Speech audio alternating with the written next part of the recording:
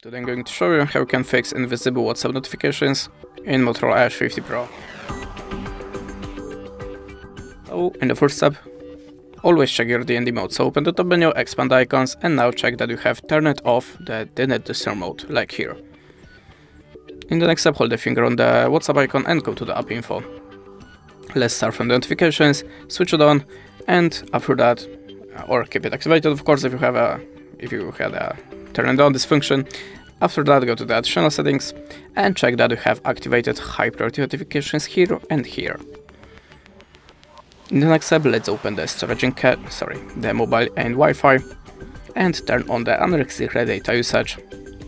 If you still don't have your alerts, make the backup of your messages, go to the storage and cache and choose clear storage. After that, tap on the delete. After that, you have to log in again to the WhatsApp account and check your alerts.